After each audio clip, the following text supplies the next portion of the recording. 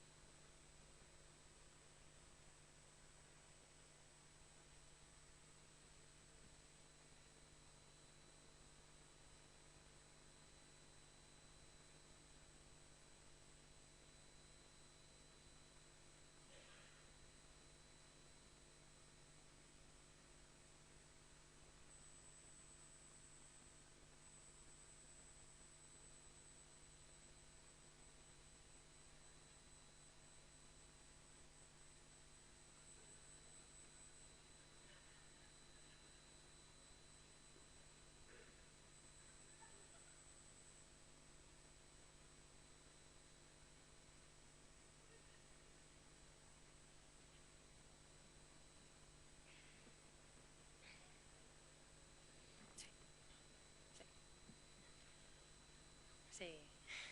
Bueno, gracias por las prisas en comer y por estar aquí puntuales, muchos súper puntuales, tengo que decirlo. Bueno, vamos a empezar la mesa de comunicaciones número 15. Es una mesa, bueno, más o menos temática sobre la práctica clínica basada en la evidencia y la implantación de despistajes, cribados y guías. Vamos a seguir el orden, ya sabéis, que está publicado en el programa. El turno de preguntas es al final, común y global. Y bueno, con nosotros está en primer lugar Consuelo Bermejo. Ella es supervisora de área de investigación, docencia y formación continuada y es líder del programa de BPCO del Hospital Clínico San Carlos de Madrid. Va a presentarnos la comunicación titulada Proceso de implantación de guías de buenas prácticas para el cuidado de la ostomía en atención especializada.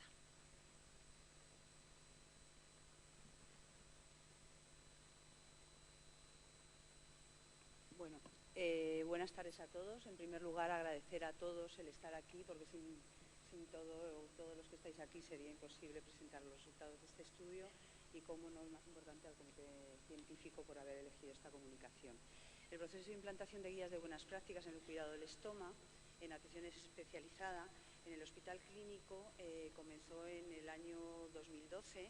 Es un hospital que siempre ha tenido muy claro que los pacientes que se les realiza un estoma tienen un impacto en su calidad de vida, en cambios que tienen que asumir, cambios en la imagen corporal. Por lo tanto, ya desde hace tiempo contamos con la colaboración y bueno, hay 2 enfermeras estomaterapeutas que hacen el seguimiento y los cuidados especializados a estos pacientes. Pero queríamos dar un paso más adelante, por eso cuando vimos la oportunidad de participar en el programa de implantación de guías de buenas prácticas con esta guía, en un programa que se llama el Programa de Centro Comprometido con la Excelencia en los Cuidados, en inglés el programa BPSO, como ha comentado Eva, y que es un programa que está propiciado o liderado por la Asociación de Enfermeras de Ontario, la RENAO, en convenio con Investen y Centro Colaborador Español del Instituto Joana Briggs. Este nos ha dado la oportunidad, además de, como decía antes, de trabajar y de implementar cambios en la organización que nos permitan o que faciliten seguir recomendaciones que mejoren los cuidados y los resultados en los pacientes. Además de nosotros, participan en el programa 7 instituciones más a nivel nacional, que la verdad es que nos ha permitido consensuar y trabajar en común. Esto nos ha llevado a ver qué es lo que ha pasado durante este año de implantación de la guía. Y entonces nos hemos planteado en este estudio el objetivo de describir las principales características y complicaciones de los estomas en pacientes ostomizados y dados de alta en el primer año de implantación de las guías. La metodología de estudio es un estudio descriptivo transversal. La población de estudio son pacientes ostomizados y dados de alta entre mayo de 2012 y abril de 2013. La recogida de datos se hace a través de las enfermeras de la unidad de estomaterapia. Se recogen los indicadores que recomiendan en la guía y consensuados con todas las instituciones que están implantando esta guía a nivel nacional, y las variables recogidas en el estudio han sido edad, sexo, el tipo de cirugía, el tiempo de estancia, el tipo de ostomía, la valoración e intervención pre- y posoperatoria y las complicaciones del estómago y de la piel. Los resultados han sido una muestra de 134 sujetos con una edad de 68 años y desviación estándar de 13. Eran 67,9 hombres y el tipo de cirugía, la más frecuente, ha sido la programada con un 64,2%. En cuanto al tipo de estoma de los pacientes, como ven ahí, el mayor porcentaje lo llevan las colostomías, seguido por un 30,6% de las ileostomías y un 19,4% de las urostomías. La estancia de días, la mediana de estancia de días ha sido de 16 en las colostomías, 19 en las ileostomías y 14 en las urostomías. En cuanto a lo que es la evaluación o la intervención en los pacientes, se ha realizado la intervención preoperatoria en un 61,9% de los pacientes. En este sentido, hay una diferencia en cuanto cuando el tipo de cirugía era urgente, que se intervino en un 25% de los pacientes, y cuando era programada se intervino en un 82,6% de los pacientes. En cuanto a la evaluación e intervención posoperatoria, se llegó al 100% de los pacientes. En cuanto a la frecuencia de las complicaciones, que es una cosa que nos preocupa mejorar, se han complicado un 19,4% de los pacientes, y dentro de la frecuencia relativa de complicaciones del estoma según el tipo de estoma, de las colostomías se complicó un 23,9%, un 14,6% y un 15,4% en urostomías. Las ileostomías y las urostomías han sido muy parejas. Dentro de lo que es las complicaciones que ha habido en las colostomías, la más frecuente ha sido la retracción. Y es curioso porque hemos encontrado un dato de una colostomía que tuvo una hernia periostomal que no es habitual en el posoperatorio inmediato. En cuanto a las ileostomías, como ven ahí, la más frecuente ha sido la alineación, perdón porque confundo la palabra, y en las urostomías ha sido proporcional. Se ha dado una complicación en cada uno de los pacientes de las 4, una de alineación, isquemia, edema y retracción. En cuanto a la relación que hay entre las complicaciones que se presentan según qué tipo de cirugía, hemos encontrado una diferencia significativa cuando hablamos de cirugías urgentes o cirugías programadas. La cirugía urgente, las complicaciones se presentan en un 33,3% con una significación, una P de 0,0, igual a 0,02. En cuanto a las complicaciones de la piel, bueno, pues no aparecen muchas complicaciones de la piel, pero tenemos que tener claro que estamos hablando de un posoperatorio inmediato. No hay ninguna complicación en las urostomías, pero en las colostomías hay dos y es el tipo de complicación están al 50% y en las hilostomías solamente una se complicó y fue una úlcera. En cuanto a la discusión, pues nos hemos encontrado que aunque los resultados los podemos valorar como positivos en relación a los estudios previos, un 19,4% de complicaciones está dentro del rango de los estudios que tenemos. Hay un estudio de Uchensen de 2002 que tienen unos resultados parecidos, y luego Salvadalena en 2002 también hizo un estudio, no, 2008, perdón, hizo un estudio, una revisión sistemática en la cual encontró que las complicaciones iban desde un 12% a un 64%. Nosotros estamos en un 19,4%, por lo tanto consideramos que es positivo el resultado. Destaca también que la colostomía es el tipo más frecuente de estoma. Y luego la baja frecuencia de complicaciones en la piel periostomal, ya lo he comentado un poco antes. Estamos hablando de un posoperatorio inmediato. Los estudios que hay, y sobre todo uno muy reciente de 2013 de Salvadalena, él concluye en un estudio multicéntrico con 43 pacientes, concluye que las complicaciones de la piel peristomal es un 63%, pero que aparecen entre el 21 y 40 días posteriores a la cirugía.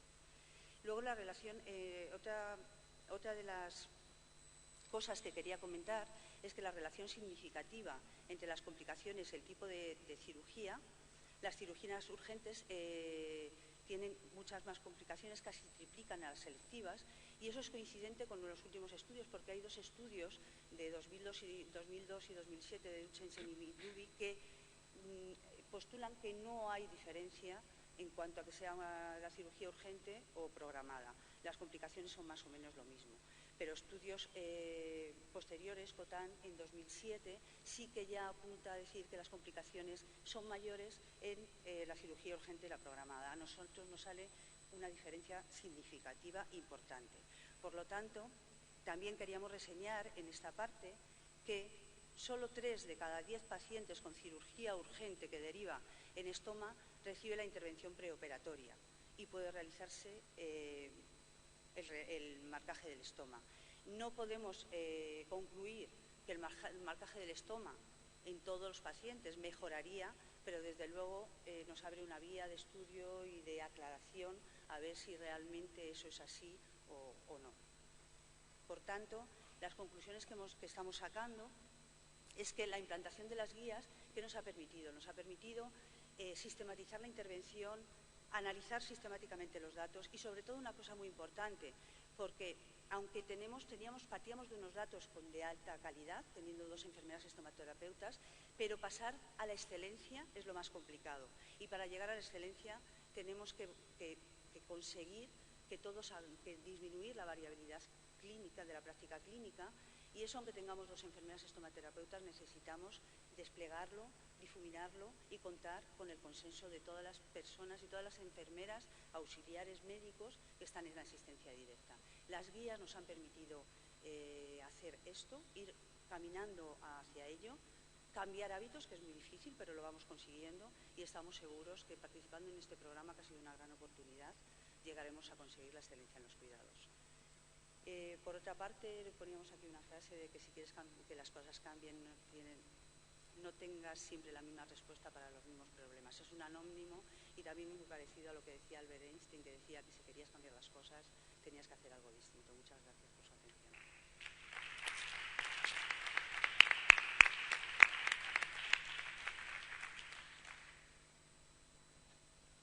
Gracias, Consuelo. Vamos a seguir con la segunda comunicación. Con nosotros va a estar Mercè Salvat Plana. Ella es enfermera, trabaja en El Plan Director de Enfermedades Cardiovasculares, Cerebrovasculares, del Departamento de Salud de la Generalitat de Catalunya y es miembro del grupo asesor de este programa, de este Plan Director. Va a presentarnos la comunicación titulada Evaluación de la disfagia en el paciente con ictus agudo, adherencia a las recomendaciones de las guías y sus resultados. Buenas tardes. En primer lugar, quiero agradecer al Comité Científico por haber aceptado esta presentación que nos permite estar aquí con este trabajo. Está realizado desde el Plan Director de Enfermedades Cerebrovasculares y además se enmarca, es una pequeña parte de una tesina realizada en el marco de la Universidad de Montreal. Bueno, nada, el título ya lo ha dicho Eva, pues no hace falta que lo repita. Uy. ¿Se puede poner en grande? Es que es un PDF y no sé cómo. Vale. Bueno, para empezar, explicaros que la disfagia y por lo tanto la dificultad en la devolución en el paciente con ictus agudo es un problema prevalente que afecta casi a la mitad de los pacientes con este problema. Además de ser un signo de gravedad, tiene consecuencias muy importantes como pueden ser la malnutrición, la deshidratación de estos pacientes, la aspiración de alimentos y líquidos. Esta aspiración que aparentemente puede verse porque el paciente tiene tos y nos da signos, a veces cabe decir también que en algunos pacientes entre un 2 y un 25% se ha descrito que pueden ser aspiraciones silentes. La disfagia es la principal causa de neumonía y de aumento de la mortalidad en estos pacientes. Los cuidados a los pacientes con ictus tienen que ser especializados y requieren una atención, una formación especializada y es por ello también que se han desarrollado muchas guías de práctica clínica en la atención a los pacientes. Las guías recomiendan, una de las principales recomendaciones es la detección precoz de la disfagia. La deglución debe ser evaluada en todos los pacientes con ictus agudo antes de iniciar cualquier tipo de ingesta o medicación vía oral y mediante un test simple, validado y fiable a pie de cama. Desde el Plan Director en Cataluña se han realizado 3 ediciones de audit y se acaban de recoger los datos para la realización del 4º y con ello pretendemos ver cuál es la implementación de todas las recomendaciones que presentan las guías. El objetivo de este trabajo es el de describir el cumplimiento del indicador Evaluación de la Disfagia en Cataluña en 2010 y determinar si existe asociación entre el cumplimiento de este indicador y el resultado también del test de disfagia y la aparición de neumonía intrahospitalaria. Este trabajo es un trabajo descriptivo correlacional realizado a partir de un análisis secundario de los datos obtenidos en el tercer audit del clínico del ictus. Los audits hasta el tercer audit del ictus han consistido en la revisión retrospectiva de historias clínicas de pacientes consecutivos ingresados por ictus agudo según los diagnósticos del CIE-9. La población son todos los pacientes consecutivos ingresados en 46 de los 49 hospitales públicos de Cataluña. Cabe decir que la participación de los centros es voluntaria y que los 3 centros que en esta ocasión no participaron solo representaban el 1% de los pacientes ingresados durante ese año. Se recogió los datos de un periodo de 3 meses, igual para todos los centros, de pacientes que habían ingresado entre septiembre y noviembre de 2010. La realizaron enfermeras que atienden a los pacientes con ictus desde cada hospital y se evaluaban 29 indicadores, además de las características de los pacientes y los antecedentes. El cumplimiento del indicador se ha definido como el porcentaje de casos con un test de devolución válido entre todos los casos válidos y se consideraban válidos todos los casos de ictus excepto aquellos en los que no aplicaba porque el paciente estaba inconsciente o en coma en el momento que correspondería a la evaluación. Se ha descrito también, se han obtenido datos sobre los resultados del test de disfagia y mediante modelos de regresión hemos analizado la asociación entre el cumplimiento, el nivel de disfagia y la neumonía. Se recogieron datos de 2.190 pacientes que representaban una muestra representativa de un 20% de las emisiones realizadas en 2010. La edad media de la muestra fue de 74, casi 75 años. Por sexos, el 53% eran hombres, con una independencia funcional previa del 71% de la muestra, con bastante prevalencia de factores de riesgo cardiovasculares, sobre todo y muy prevalente en el 71% la hipertensión arterial. Eran ictus isquémicos el 80% de los casos, y se midió también la gravedad según una escala de medición, una escala neurológica, que nos dio una puntuación de 6, pero que nos limita un poco los análisis porque solo la obtuvimos en la mitad de la muestra. Se habían evaluado con un test de devolución el 50% de la muestra, no aplicaba en el 14,3%, con lo que el cumplimiento del indicador se obtuvo pues un cumplimiento de hasta el 60%.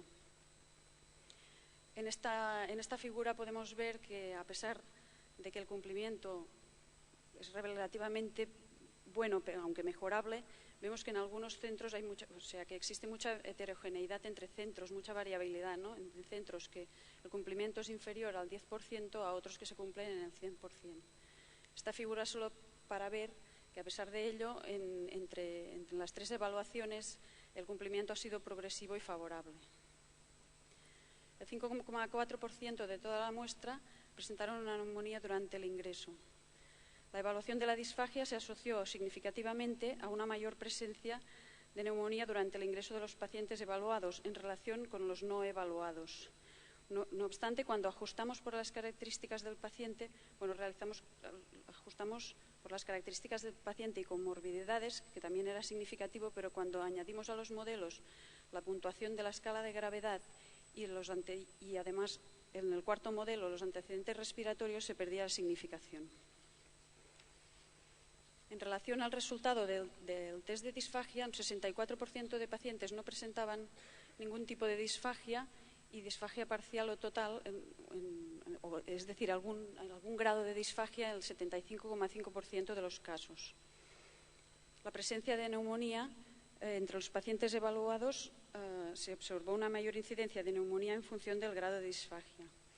El riesgo de neumonía fue significativamente superior en los pacientes con algún grado de disfagia y con disfagia, y cuando miramos si había alguna relación entre los pacientes no evaluados y los que sí se evaluaron pero que no tenían disfagia, se perdió esta significación. Parecía que el riesgo era similar.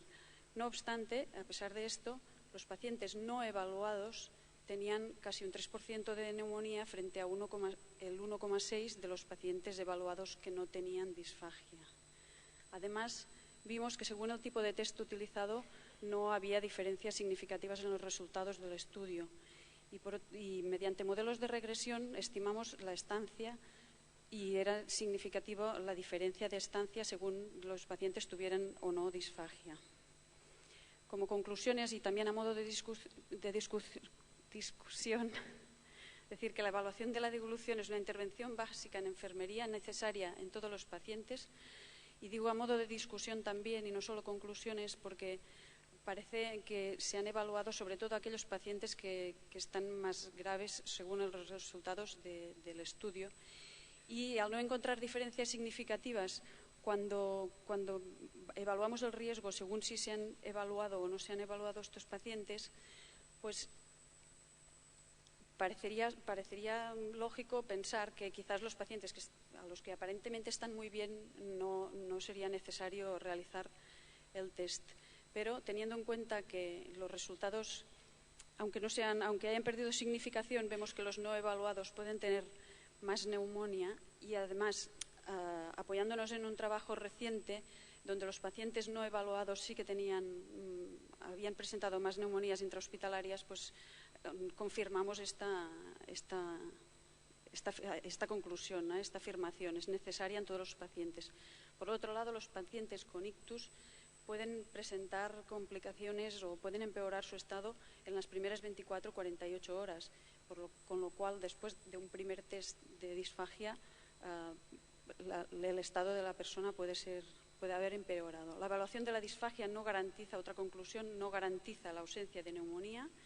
El resultado del test de deglución nos ha permitido una detección más precisa de los pacientes con mayor riesgo de neumonía, con lo cual se recomienda evaluar la deglución en todos los pacientes prevenir la aspiración en aquellos pacientes que tienen algún grado de disfagia, incrementando la vigilancia, evaluando de forma periódica y no solamente una vez durante el ingreso con el test de disfagia, detectar precozmente signos de posible neumonía para actuar y mejorar el manejo de la disfagia, modificando la dieta, usando técnicas compensatorias y, sobre todo, formación continuada en todos los profesionales que atienden a estos pacientes. Y muchas gracias a todas las enfermeras que atienden pacientes con ictus, que han colaborado y participado en este trabajo. Gracias, Mercè.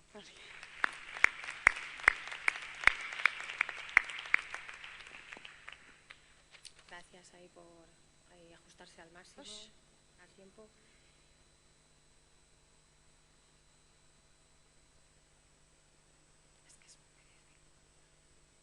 A continuación estará con nosotros Susana Fernández García. Ella es miembro del equipo de implementación de la guía de prevención de caídas en el Hospital Universitario Vall d'Hebron.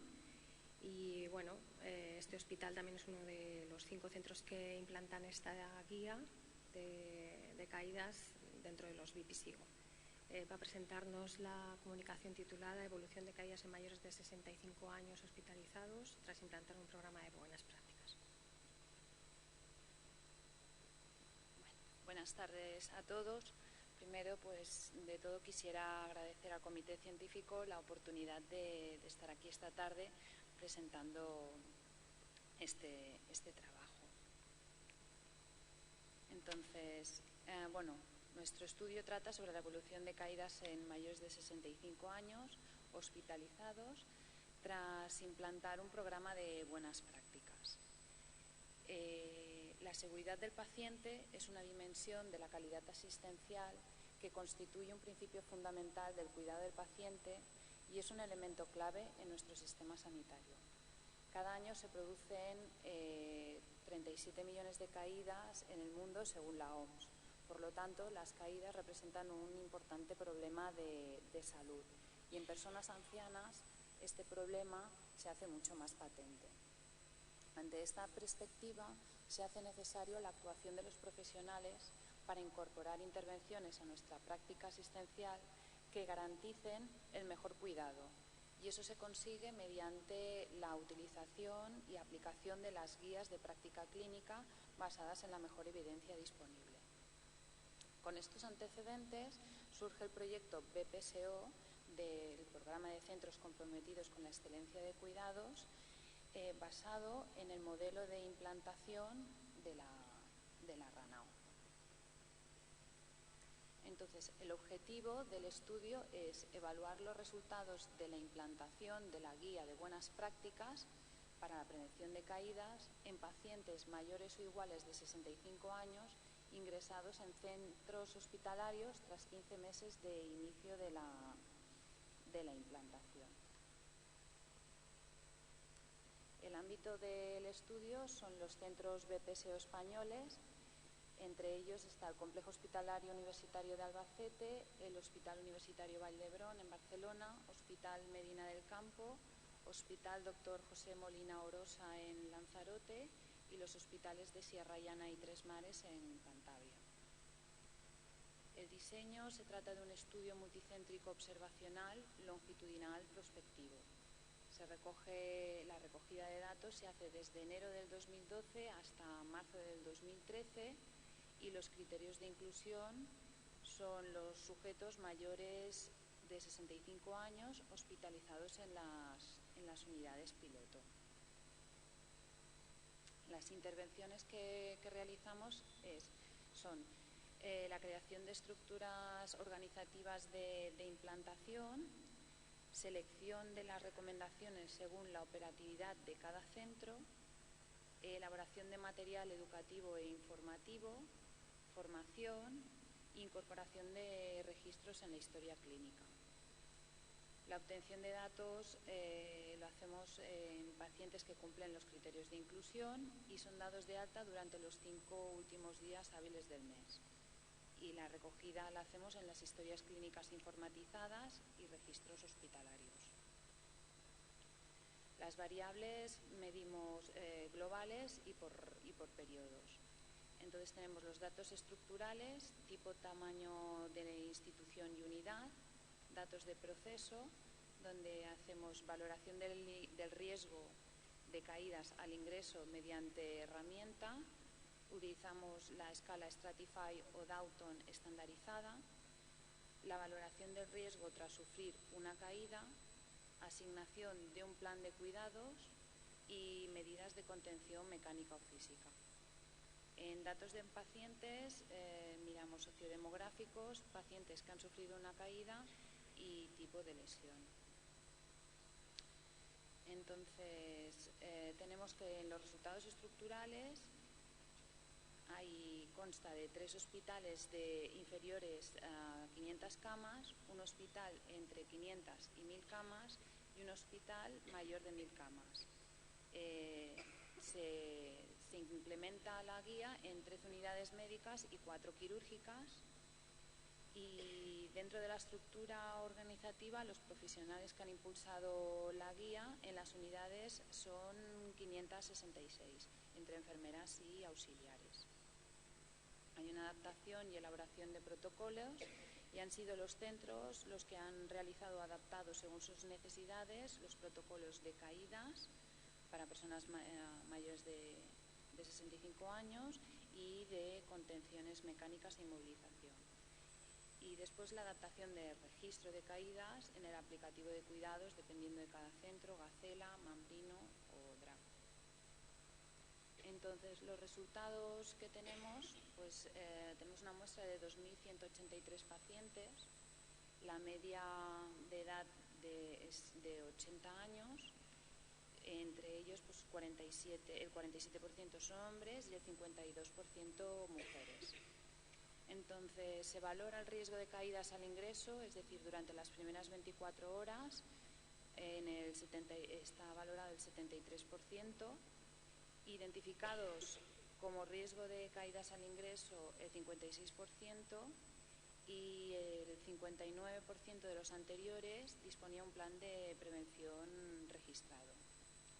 Se producen caídas en un 2,6% de los pacientes. De los pacientes que han sufrido una caída, se reevaluó el riesgo al 37,3%. Y de estos, de los pacientes reevaluados tras sufrir alguna caída, el 84,2% estaba en riesgo. Tipos de lesiones, se valora que en ninguna, 16 personas, 14 leve, hubo una caída moderada y 2 casos graves. Y de los pacientes en riesgo se registró el uso de contención física en 246 pacientes. Entonces, en esta diapositiva vemos los resultados desglosamos los resultados de los datos por cuatrimestre. Entonces, el T0 va de mayo a agosto del 2012, el trimestre primero de septiembre a diciembre del 2012 y el segundo de enero a marzo del 2013. Entonces, se puede observar que algunas recomendaciones han progresado favorablemente, mientras que otras, como por ejemplo el registro de caídas, han sufrido algún punto de inflexión en el segundo y el tercer cuatrimestre. Entonces, en la discusión, con las estrategias implantadas, hemos mejorado en las valoraciones al ingreso y en las intervenciones adecuadas al riesgo en el plan de cuidados. Hemos tenido una mejora relativa con puntos de inflexión en el tercer cuatrimestre y se nos plantean 2 cuestiones. ¿Se nos caen más los pacientes?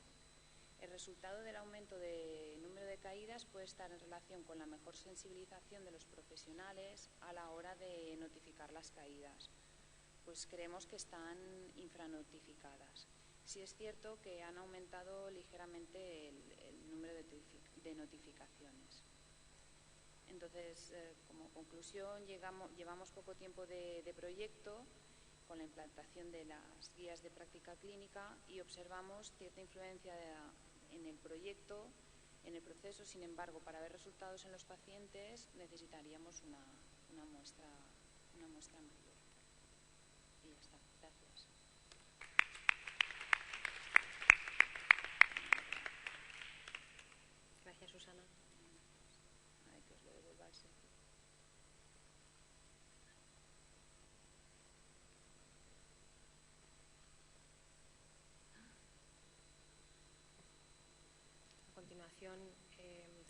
nosotros Esther Granado Font. Ella es enfermera comunitaria desde hace más de 12 años y bueno, está cursando ahora mismo el máster de investigación de la Universidad Rovira i Virgili de Tarragona y bueno, pues como ella misma dice, pues está muy interesada y motivada por todo el ámbito de la investigación en cuidados. Va a presentarnos la comunicación titulada Implementación de la evidencia en el manejo integral en pacientes con enfermedad pulmonar obstructiva crónica. Bueno, buenas tardes a todos los asistentes. En primer lugar, agradecer a Eva por la presentación y después a la organización por haberme brindado pues, esta oportunidad. Según la Guía Española de la EPOC, la GESPOC, la enfermedad pulmonar obstructiva crónica es una enfermedad infradiagnosticada y con una elevada mortalidad, representando no solo un elevado coste sanitario, sino también en calidad de vida de aquellos pacientes que la sufren. Por ello, nuestro objetivo fue ver si los sujetos diagnosticados de EPOC en nuestro centro de atención primaria reciben el tratamiento adecuado a su estadio de gravedad según las recomendaciones preventivas de la Guía GOL 2011. Para ello, se revisó la historia clínica informatizada de todos los sujetos con diagnósticos de EPOC, a los que se les había realizado una espirometría control entre el 1 de mayo del 2012 y el 1 de mayo del 2013. Se extrajeron de las historias clínicas las siguientes variables. El estadio de gravedad de la enfermedad son los criterios GOL 2011, que se basan en el grado de limitación al flujo aéreo obtenido mediante la espirometría forzada posbroncodilatación, clasificándose en leve, moderada, grave y muy grave. Se registró el grado de obstrucción posbroncodilatación, índice de difenol, número de exacerbaciones en los 12 meses previos, el grado de dyspnea, tratamiento farmacológico, el hábito tabáquico actual, si era fumador, exfumador o no había fumado nunca, la administración de la vacuna antigripal en la campaña 2012, el registro de la vacunación antineumocócica. Para analizar los resultados se hizo un análisis de frecuencias obteniéndose lo siguiente. Se ha confirmado mediante espirometría el diagnóstico de EPOC en el 42,37% de los 119 pacientes. El 11 reunían criterios de normalidad de la prueba, es decir, el índice de difenol era superior al 70 y con una capacidad vital forzada superior al 80 y poca o nada reversibilidad postbroncodilatación. El 21,18 no han podido ser valoradas. El 25,44 presentaban otros patrones, es decir, asma o un patrón restrictivo. Solo el 23,73% de los pacientes tienen pautado un tratamiento acorde a su estadio de gravedad según la guía, frente a un 44,53% de los individuos que presentan un tratamiento insuficiente. Decir que el 7,56% de los pacientes pertenecen al estadio 3-4, es decir, grave, muy grave, y de estos casi un 50% no presentaban un tratamiento insuficiente. Un 14,28% presentan tratamiento excesivo para su estadio de gravedad. No se pudo determinar el estadio de gravedad y, por tanto, la adecuación al tratamiento farmacológico en el 13,14% de los pacientes por falta de datos en su historial. El 60,86% de los pacientes no presentaba un consumo actual de tabaco. Un 37,39% eran exfumadores. Se ha administrado la vacuna antigripal al 74,57% de los pacientes estudiados. Y un 69,5% han recibido la antineumocócica. Un 10,08% cumplen los 3 pilares de tratamiento evaluados: vacunación, tratamiento y hábito tabáquico. La EPOC es la cuarta causa de muerte en el mundo con una prevalencia en España del 10,1%. A pesar de ello, es una enfermedad infradiagnosticada e infratratada, como se ve en los estudios Iberpoc y Episcan. En nuestro estudio nos encontramos con unas cifras de infratratamiento del 44,53% en el conjunto de pacientes y en el 49,9% en el subgrupo grave o muy grave. El estudio demuestra que en nuestro centro de salud hay un porcentaje de infratratamiento farmacológico y no farmacológico. También hemos observado un bajo registro de los síntomas del paciente, como el registro del grado de disnea en un 63% de los pacientes estudiados. En el registro del consumo de tabaco, el 95,98% de los pacientes estudiados se ha interrogado sobre el hábito, pero en el 40,23% de los pacientes que eran fumadores o habían sido fumadores no constaba el número de paquetes año consumidos. Al hallazgo de tales resultados se deben buscar estrategias para implementar la evidencia clínica en la práctica habitual de todos los profesionales de nuestro centro, desde concienciar a médicos y enfermeras de la importancia de esta enfermedad hasta interrogar el hábito tabáquico y registrar el consumo de paquetes año, insistir en el abandono de este por ser el principal factor de riesgo de aparición de la enfermedad y de progresión de esta, realizar una búsqueda activa de los pacientes susceptibles de padecer de la enfermedad, interrogar sobre sus síntomas, confirmar el diagnóstico de EPOC mediante espirometría en aquellos pacientes a los que no se les ha hecho nunca ninguna y han sido diagnosticados inducidos a partir de pruebas radiológicas o altas hospitalarias, mejorar la calidad de las espirometrías y crear un circuito interno que evite que los datos de las espirometrías que no puedan ser valorables sean registradas automáticamente en nuestro sistema informático. Registrar los síntomas, el grado de disnea, la saturación basal, el esputo y las características, la presencia de tos y la intensidad en situación basal y no solo durante las exacerbaciones. Pues muchas gracias por vuestra atención. Aquí les dejo la dirección del centro donde trabajo y mi correo electrónico por cualquier consulta que quieran hacer.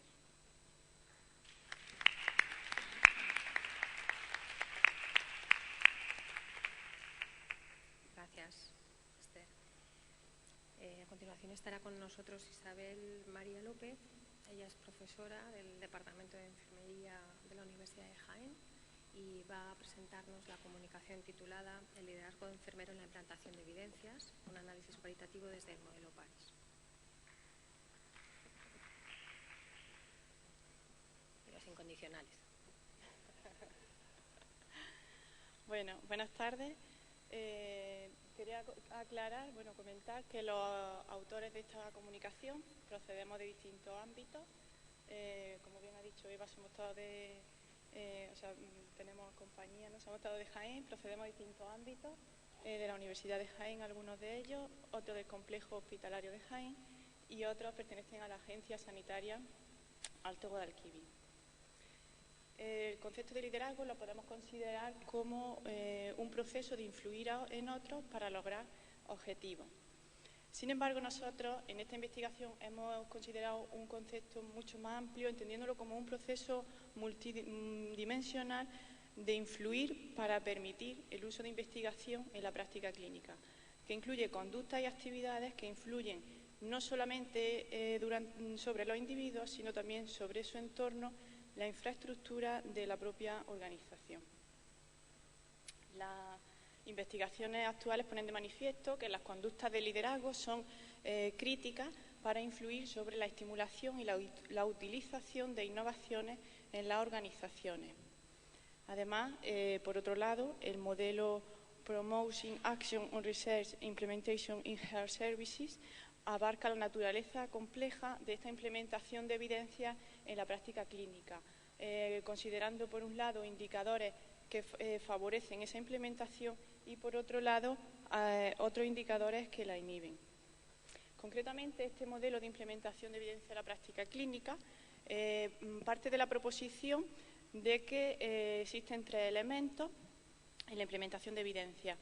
El primero de ellos es la naturaleza de la evidencia que se quiere implementar, el segundo, el contexto en el que tiene lugar dicha implementación y el tercero, los facilitadores o estrategias utilizadas para llevar a cabo la implementación.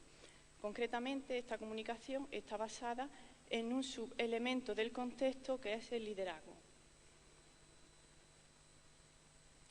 Quiero destacar que esta comunicación es una parte de un proyecto de investigación más amplio, que es el proyecto MOEVE, que es un proyecto más global en el que estamos trabajando para medir la influencia del modelo organizativo de hospitales y la implementación de evidencia científica en la práctica clínica por profesionales de enfermería. Concretamente, el objetivo de esta comunicación es describir el papel del liderazgo enfermero como elemento para la implementación de la práctica clínica basada en evidencia desde la perspectiva de enfermeras asistenciales y en entorno hospitalario. Para ello, en esta parte del proyecto estamos realizando un estudio descriptivo cualitativo midiendo la percepción que tienen las enfermeras sobre el papel del liderazgo en la implementación de evidencia, basándonos en el modelo que he comentado con anterioridad. Como estrategia de recogida de información, estamos utilizando grupos focales. Concretamente, los resultados que mostramos aquí son parte del análisis de los primeros 5 grupos focales. Hemos continuado después y, en este sentido, en esos primeros grupos, decir que están formados por una media de 6-8 integrantes, que en total son unos 35 enfermeros, todos con actividad asistencial, y su constitución se hizo atendiendo a distintas características en cuanto a sexo de los enfermeros, su experiencia profesional y su unidad de trabajo. Y concretamente pertenecen a 4 hospitales públicos distintos de la provincia de Jaén. La información que se recogió fue grabada en audio y después transcrita literalmente. Se hizo un análisis de contenido, se está haciendo, continuando, de contenido dirigido.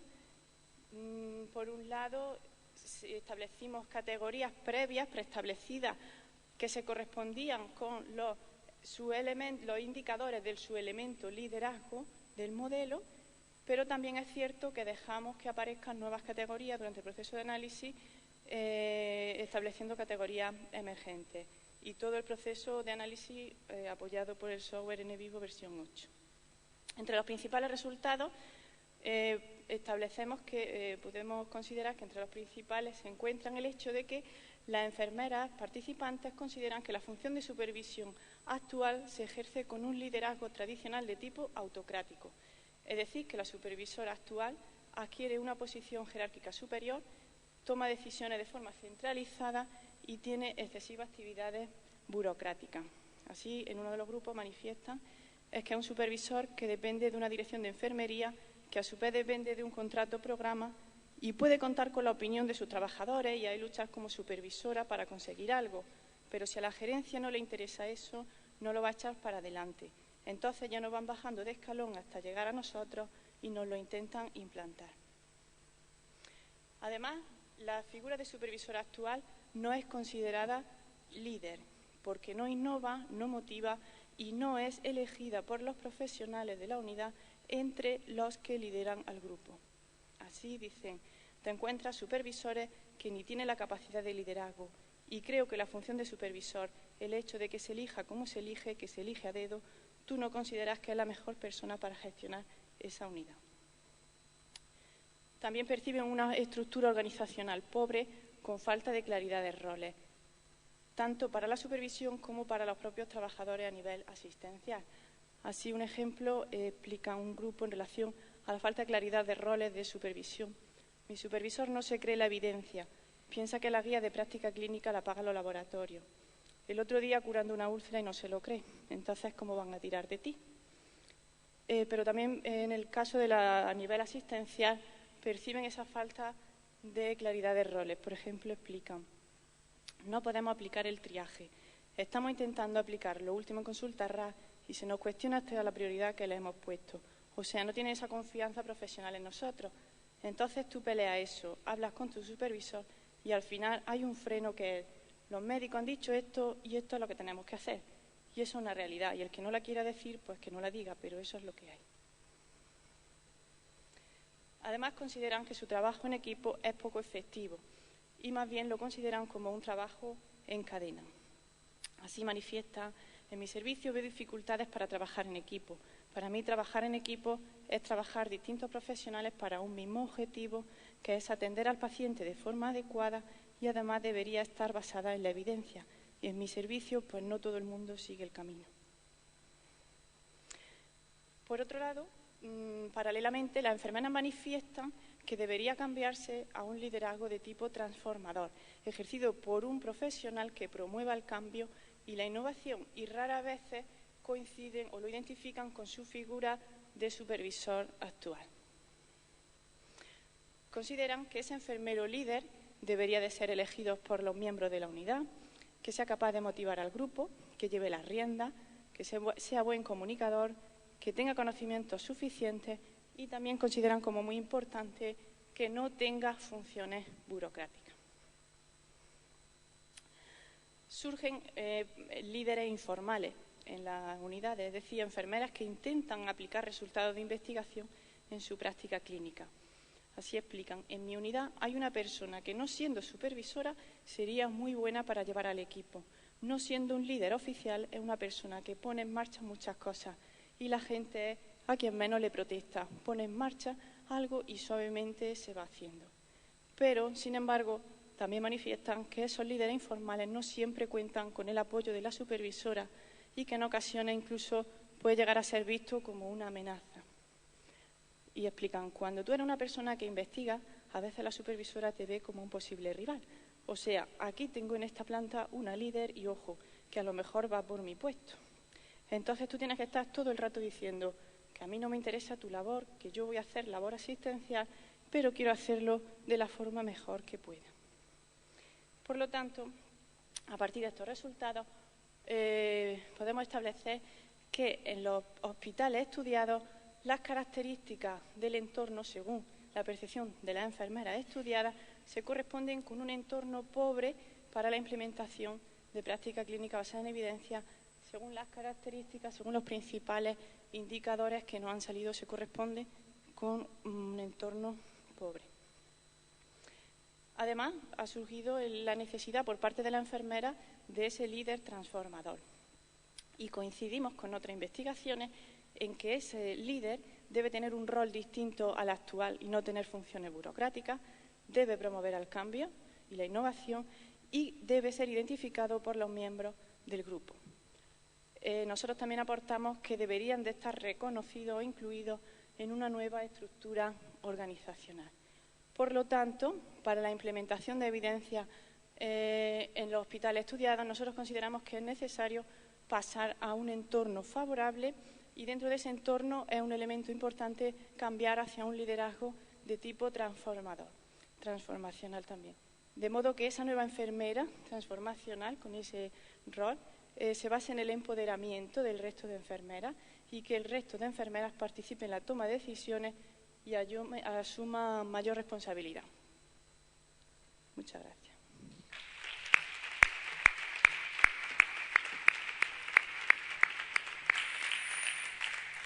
Gracias, Isabel.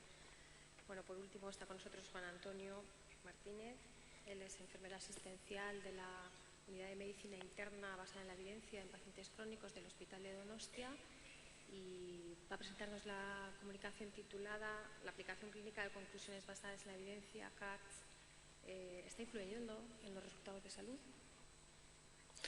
Bueno, nosotros para la mesa esta de práctica clínica basada en la evidencia hemos traído un estudio pequeñito a lo de los proyectos que han traído aquí, pero bueno, es las CATS aplicados en la práctica clínica, cómo están influyendo en resultados de salud medidos principalmente en disminución de estancia hospitalaria. Bueno, este es nuestro hospital, es el Hospital Donosti, y aquí es donde se creó la unidad de medicina basada en la evidencia, de cuidados basados en la evidencia. Es una unidad asistencial normal, lo único que las conclusiones de evidencia se aplican a la práctica clínica, ¿vale? Como introducción, ¿de dónde parten los CADs? Los CADs son preguntas que cada profesional se hace cuando está trabajando. Pueden ser preguntas de tratamiento, de diagnóstico o de cualquier tipo, si estás aportando el mejor tratamiento o dudas que los pacientes tengan. Una vez hecha la pregunta, hacemos el circuito típico de evidencia que todos sabemos, una búsqueda, elaboración de la pregunta en formato pico, búsqueda en bases de datos según la pirámide, lectura crítica del artículo de mayor grado de evidencia encontrado y elaboramos el CAD, que es la ficha de todo este proceso. Lo metemos en nuestra base de datos y se cuelga ahí, tiene un filtro de unos especialistas y si está bien hecho el proceso se aplica a la práctica clínica. He puesto algunos ejemplos, como la estancia hospitalaria de más de 5 días predice ingresos tempranos en reagudización de POD. Cuanto más tiempo están ingresados, antes van a reingresar. La movilización precoz en neumonía disminuye estancia hospitalaria, seguramente en cualquiera de las patologías. Y que es seguimiento telefónico de enfermera gestora de casos, reduce reingresos. Vale. El objetivo de nuestro estudio es evaluar si la práctica de estos CADs, en la práctica clínica de estas decisiones basadas en evidencia, pueden mejorar la estancia hospitalaria manteniendo cifras de mortalidad, reingresos y complicaciones. ¿Qué hicimos? Bueno, un estudio observacional descriptivo. Lo que hicimos fue evaluar datos de estancia hospitalaria, mortalidad, complicaciones y reingresos previos a la puesta en marcha de todas estas actividades y 2 años y pico después volver a medir esta intervención.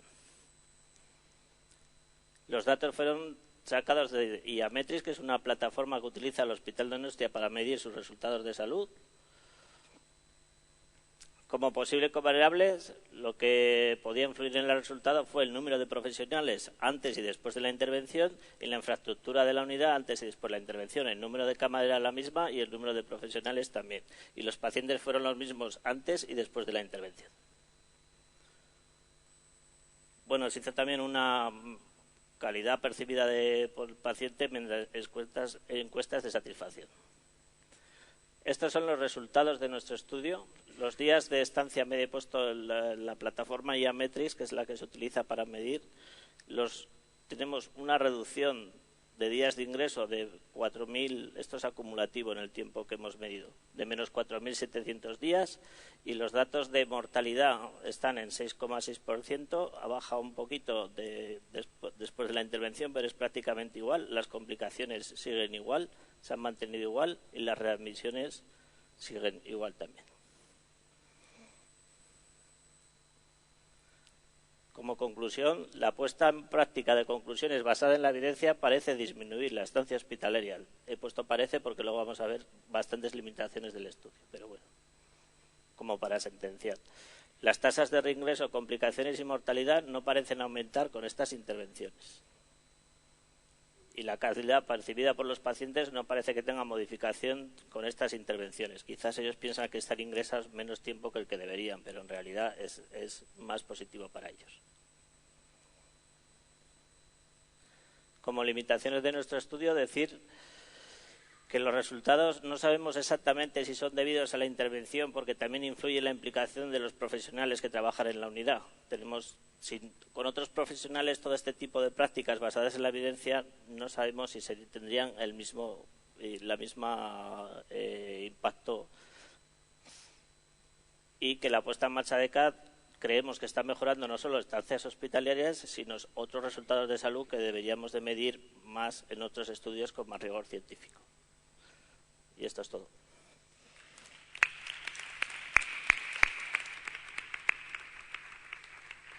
Bueno, pues yo os agradezco a todos, no que hayáis sido rigurosos, sino que habéis sido muy ahorrativos, además ahí con los tiempos.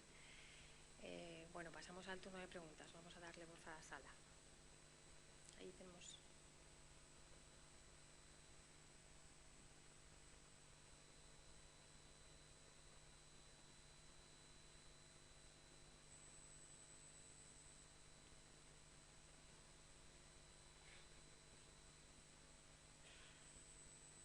Hola, enhorabuena a todos, me ha gustado mucho la mesa. A ver, mi pregunta es para el compañero de Donosti. ¿Qué escalas de satisfacción utilizáis? ¿De percepción del paciente o de percepción del paciente con el trato por parte del profesional? Utilizamos percepción del paciente con el trato por parte del profesional. ¿Me puedes decir cuáles, por favor? Es que nosotros estamos haciendo también trabajos y entonces a la hora de buscar la escala de satisfacción tenemos muchos puntos divergentes. ¿Tenéis alguna validada? No, tenemos una escala de satisfacción validada y la pasamos después de esta intervención. Gracias.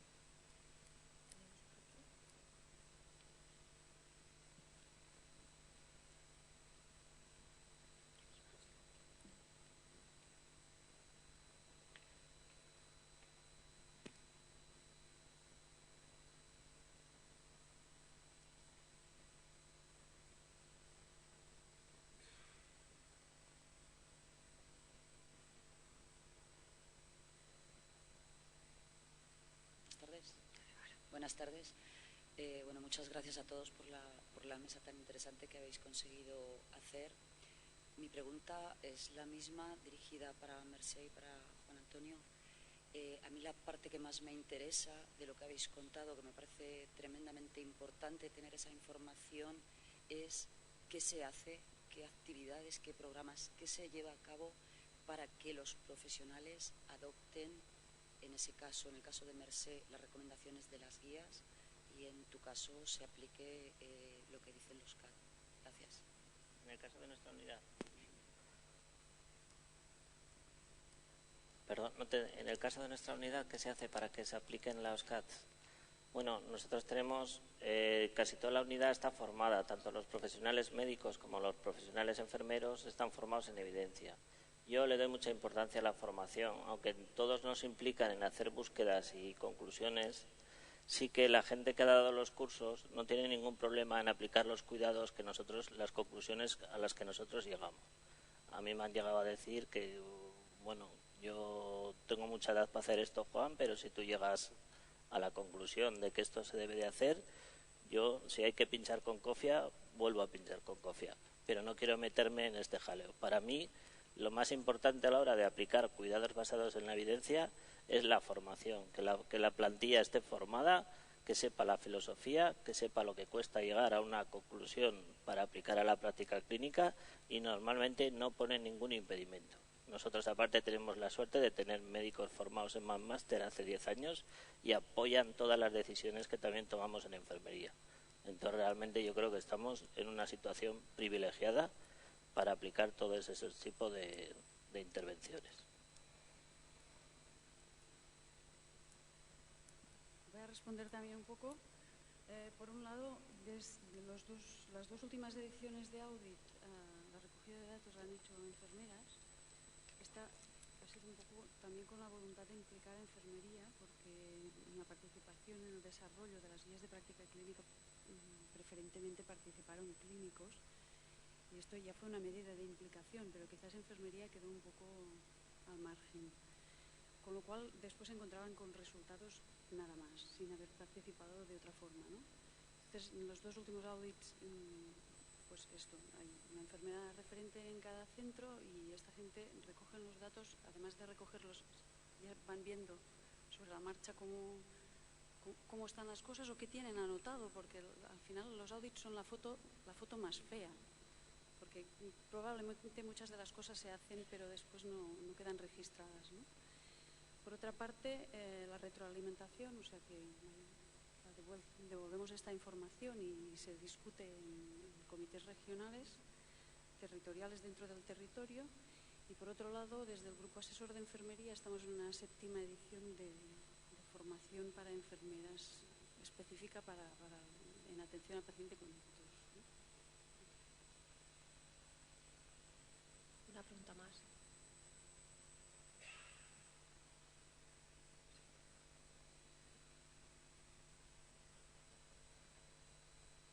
Pues es que me quedo antes con una tercera pregunta. Es para Isabel. A ver si me puedes explicar un poquito más exactamente cuando hablaban, creo que lo he anotado bien, una de las ideas era que un buen líder no debía tener idealmente funciones burocráticas. A ver si puedes matizar un poquito más a qué se refieren las funciones burocráticas, porque sin ningún estudio cualitativo de por medio, mi percepción es que hay una parte de ese liderazgo, sobre todo cuando es informal, que conlleva una parte de evaluar, de registrar. No sé si eso se percibe como tareas burocráticas o no. Gracias. Sí, principalmente cuando hacían referencia a esas funciones burocráticas se referían a que prácticamente limita, según la percepción de la enfermera estudiada, la principal, casi el 90% de las actividades, según su percepción, que realizaba su supervisora de referencia era ajuste de turno, papeles y demás. Entonces ellos tienen la necesidades percibidas que no son atendidas por su supervisora y mucho menos necesidades de mejora, de innovación, en ese sentido de implementación de evidencia. Entonces ellos consideraban que para que eso ocurriese, un elemento fundamental era, primero, que cambiara esa gestión, que parecían administrativos, que esa función no la deberían de hacer enfermeras, y un poco por esa línea iba lo de las funciones burocráticas. Porque tengo dos preguntas para las compañeras, para Consuelo y para Esther. Has comentado que teníais ahí, dentro de la ileostomía de las complicaciones, un 66% que estaba categorizado como otras. Claro, es el porcentaje mayoritario. ¿Lo puedes enseñar un poquito ahí en qué consistía? Bueno, esas otras, ese 66% eran 3 y otras eran pues porque no se habían categorizado era una isquemia parcial, una dehiscencia más isquemia y dehiscencia, que no están contempladas en las otras categorías. Vale, yo por Esther, a mí me ha llamado mucho la atención los resultados. O sea, supongo que a los que estáis trabajando en el centro de atención primaria también, porque... Por supuesto. Sí, de hecho, esto ha sido una foto, ¿no? De hecho, esto ha sido una foto y a partir de aquí pues estamos poniendo las medidas correctoras. Claro, es que, claro, entre el 44% de infratratados y el 15% de sobretratados... O sea, sí. En los estudios, en el Iberpop y el EPISCAN, esto ya está reflejado de que realmente hay un infratratamiento estudiado. Pues ¿Tanto? Bueno, coinciden las cifras. Bueno, a lo mejor somos un poquito más nosotros, pero sí, está eso reflejado.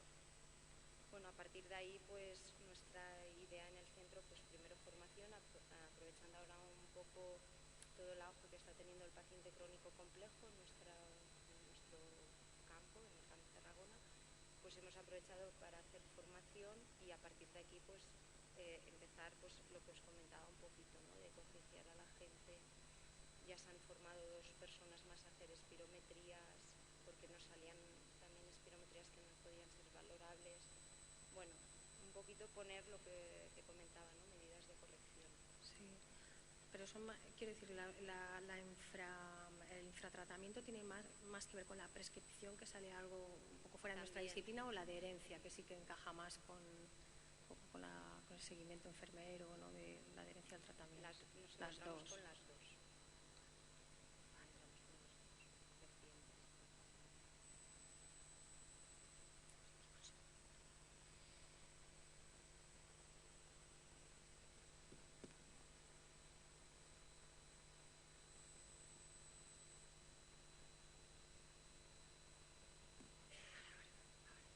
Hola, sí. Buenas tardes, gracias por la mesa, realmente ha sido muy interesante todas las ponencias. Preguntarle a Susana en relación a las caídas. Es verdad que está registrado en la literatura, ¿no? Que cuando uno observa atentamente un fenómeno se registra e incrementa. ¿Me puedes repetir? Sí. Aquí tiene un retorno malo. Me refería al dato que has aportado de porcentaje de caídas. ¿Qué incremento representó en comparación con el valor previo que teníais antes de implementar la guía en relación a vuestros datos? Porque sí que está descrito, ¿no? Que el hecho de que observes más atentamente algo pues se registra más.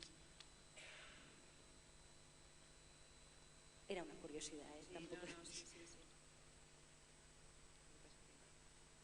Tengo ayuda en la sala. Gracias.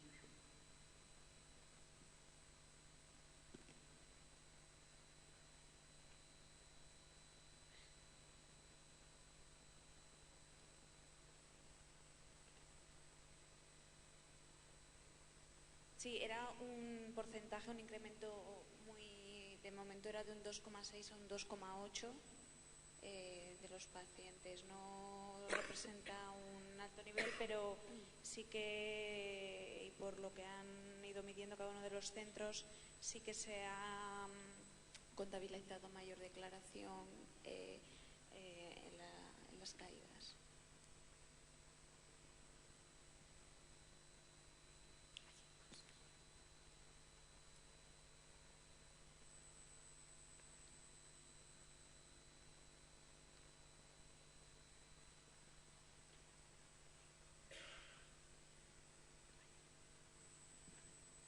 Hola, buenas tardes. Es una pregunta para Esther.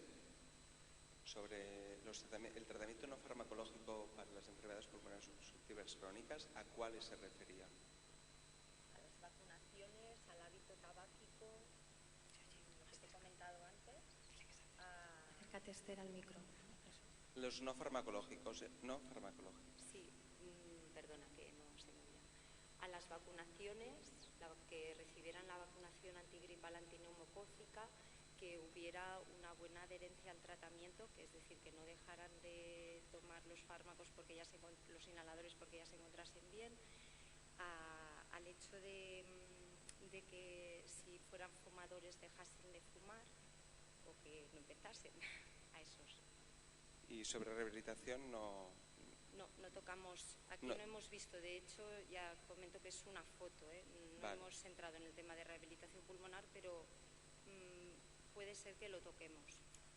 Perfecto. No más que nada porque desde la parte de fisioterapia y terapia ocupacional, lo que es ahorro de energía, liberación, limpieza de vías respiratorias, etcétera, yo sigo pensando que nosotros nos dedicamos a la rehabilitación, que es un punto muy, muy desconocido aún. Sí.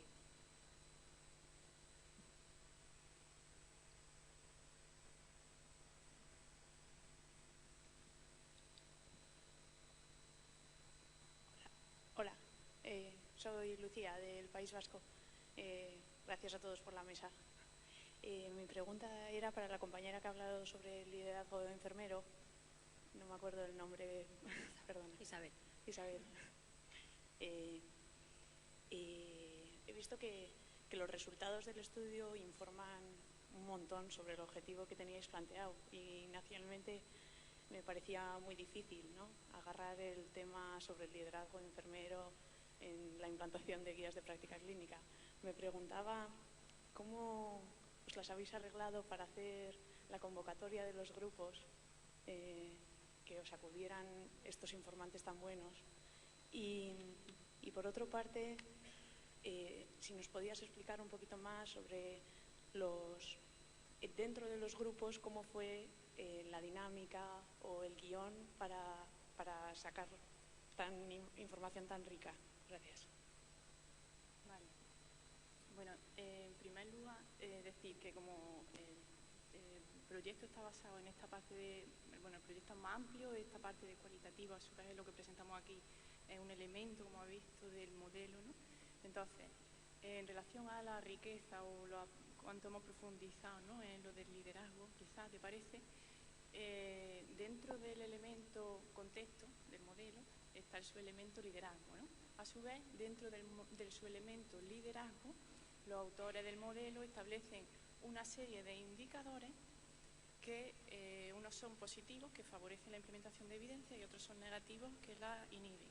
Entonces, algunas de las categorías que aparecían son esos indicadores, pero es cierto que otras son categorías emergentes, como he dicho. Es decir, eso que dicen, por ejemplo, que hay una amenaza para la supervisión, pues eso es que han surgido de ellos, ¿no? Entonces, es cierto que el modelo nos ha ayudado a ver sus dimensiones, por así decirlo, del concepto de liderazgo, ¿vale?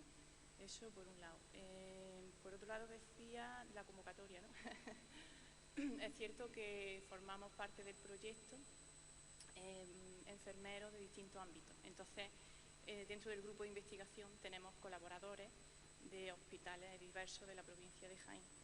Entonces, en cada uno de los hospitales tenemos un colaborador de referencia, aunque no sea miembro del grupo en sí, es colaborador de referencia. Entonces, pues ya cada colaborador ha ingeniado en su hospital para crear la convocatoria de grupo, y la verdad que hemos tenido suerte. No ha sido tarea fácil para el colaborador de cada centro, pero sí conseguimos participantes. Es cierto que unos grupos han sido más ricos que otros, ¿no?, al lado del curso, pero es verdad que estamos sacando información muy valiosa. ¿Y cómo iba el grupo, no? ¿Cómo se dirigía? Pues sí, la verdad que es cierto que a medida que íbamos desarrollando cada vez más grupos, llevamos hasta ahora 8, pues ya vamos tomando más soltura, ¿no?, más manejo en la dinámica del grupo. Hasta ahora pues estamos yendo 2 investigadores del grupo a hacer los grupos. Yo he estado moderando los grupos y otros compañeros han venido también de apoyo, ¿no? pues para recoger también otra información no verbal y tomar nota y demás. Pues bueno, hemos intentado hacer los grupos lo más dinámico posible, pero es cierto que también tenemos que tener en cuenta la duración, ¿no? Que pasada 1 hora y media aproximadamente de grupo, pues ya se notaba que nosotros mucho interés de querer abarcar todas las dimensiones de nuestro modelo, pero pues se notaba un poco el cansancio y demás. Y bueno, pues el análisis de un grupo nos va llevando a reconstruir el guión de preguntas, hacer más hincapié en algunos aspectos que en grupos previos no hemos profundizado y así más o menos va.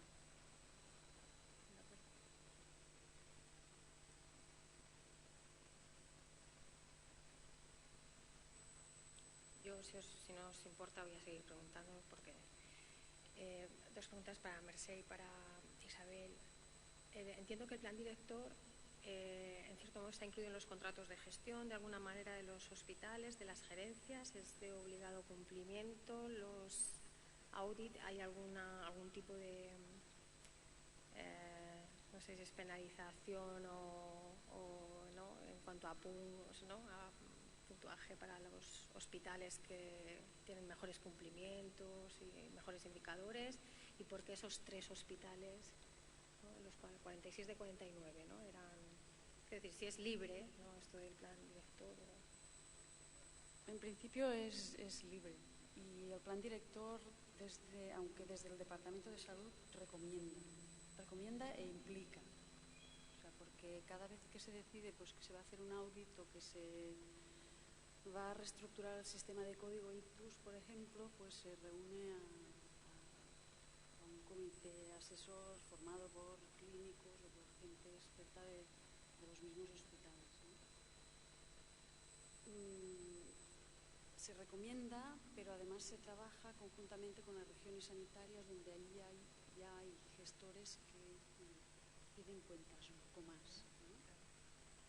Pero piden cuentas, yo diría que un poco a nivel de discusión también, ¿no? O sea, que en los comités operativos, o sea, cuando terminas un proyecto de estos evaluativos, pues se realizan reuniones en 10, no me acuerdo si son 10 o 11 comités regionales, o sea, se ha dividido Cataluña en 10 zonas donde están ahí pues, los gestores de las regiones sanitarias, pero también están los profesionales implicados, y es más a modo de discusión que otra cosa, pero claro, también con la idea de que se implementen cambios si son necesarios, ¿no? Que se decidan entre esos dos. Luego me has preguntado algo más, que no sé qué. La participación de los 3 hospitales que no... Bueno, en principio se les manda información, a modo de convocatoria o pues pues vamos, estamos preparando el 4.º audit, por ejemplo, ¿no? Se van acercando fechas, vamos comunicando con ellos, y en principio todo el mundo va respondiendo, y si alguien no responde y ves que es un hospital pequeñito que va a aportar 4 casos, pues tampoco insistes mucho, ¿no? Después de haber intentado comunicar con ellos pues 4 o 5 veces. Supongo que, bueno, supongo no, ha pasado alguna vez pues que ha sido un hospital de referencia que no está diciendo nada, no está diciendo quién, ni de acuerdo, ni está diciendo pues quién será la persona que va a recoger datos, pues entonces utilizas otras vías más directas y Y también para Isabel, porque has hablado del proyecto global de MOEVE, para que nos dieras un poquito un marco, ¿no? De dónde se engloba todo esto, ¿no? Más. Sí, el proyecto en el que estamos trabajando, el proyecto MOEVE, tiene 2 objetivos fundamentales, generales. Uno es describir las percepciones de la enfermera en la implementación de la práctica clínica basada en evidencia. Entonces, ese objetivo se está intentando cumplir con metodología cualitativa, parte del cual era una comunicación esta.